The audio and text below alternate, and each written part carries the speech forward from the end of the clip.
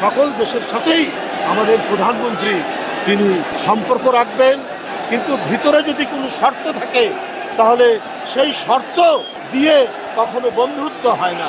দেখুন, বাংলাদেশ সবসময় বলেছে, খুব শক্তভাবে বলেছে, জোরালোভাবে বলেছে, বাংলাদেশ স্বাধীন সার্বভৌম দেশ, বাংলাদেশ সমতার ভিত্তিতে সকলের সাথে বন্ধুত্ব করতে চায়, কিন্তু কোনো শর্ত দিয়ে বন্ধুত্ব হয় না।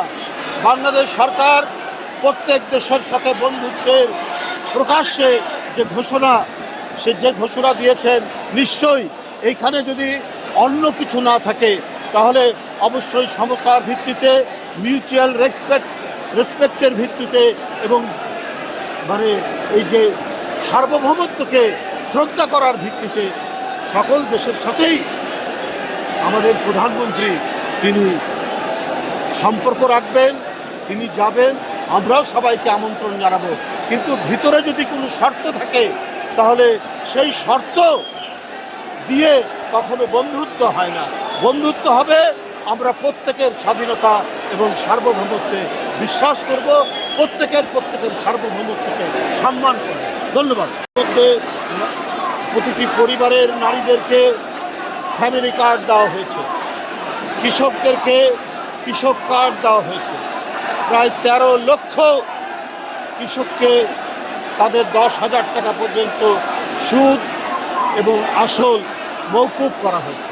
একটি প্রতিটি পদক্ষেপ হচ্ছে সামাজিক উন্নয়নে, সোশ্যাল আপলিফটমেন্টের জন্য সেটা করা হয়েছে। বন্ধুরা, আবার এই কাজগুলো এই সরকার একের পর এক করছে। আপনারা জানেন যে মুয়াজ্জিন, ইমাম এবং অন্যান্য ধর্ম সম্প্রদায়ের ধর্মগুরুদের যে সম্মানী ভাতা, যেটা নির্বাচনের আগে জনাব তারেক রহমান আমাদের প্রধানমন্ত্রী তিনি অঙ্গীকার করেছিলেন, সেগুলো এখন বাস্তবায়ন হচ্ছে।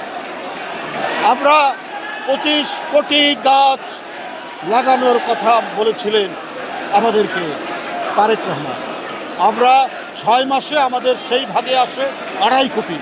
আমরা 3 কোটির মতো গাছ ইতিমধ্যে লাগানো হয়েছে। যে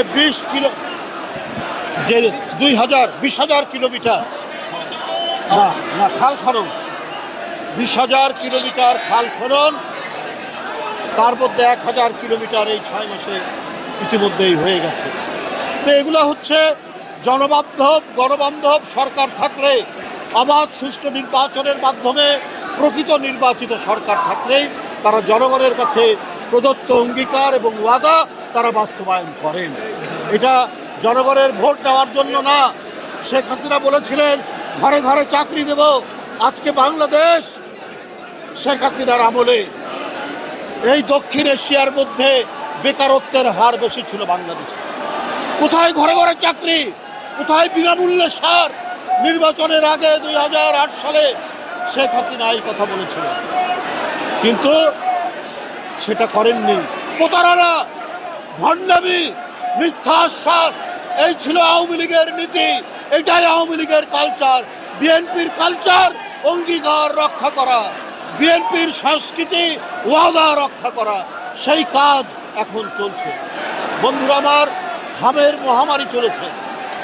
আপনারা জানেন আজকে এই গণমাধ্যমে আছে, এই হামে ইতিমধ্যে 2 কোটিরও বেশি শিশুকে টিকা দেওয়া হয়েছে। এর মধ্যে যে শিশুরা মারা গেছেন তার মধ্যে 92% শিশু তারা টিকা নেয়নি, তারা হামের টিকা থেকে বঞ্চিত ছিল। কিন্তু যারা টিকা পেয়েছেন তারা মারা যায়। এইটাই সরকার এই মহামারী আসার সাথে সাথে অত্যন্ত দ্রুত গতিতে হামের এই প্রাদুর্ভাব মোকাবেলার জন্য প্রচেষ্টা নিয়েছে। তা আমাদের বিশ্বাস, জাতীয়তাবাদী স্বেচ্ছাসেবক দল জনকল্যাণমূলক কাজ হচ্ছে তারেক রহমানের কাজ, তারেক রহমানের নীতি। আর জনকল্যাণমূলক কাজকে এগিয়ে নিয়ে যাওয়ার দায়িত্ব জাতীয়তাবাদী স্বেচ্ছাসেবক দল। সেই কাজটি জিলানী এবং রাজীব তারা করে এসেছে আগে, এখনো করে যাবে, এই প্রত্যাশা রেখে আপনাদের সবাইকে ধন্যবাদ জানিয়ে দেশে দেশে সবার সাথে দ্য নিউজ।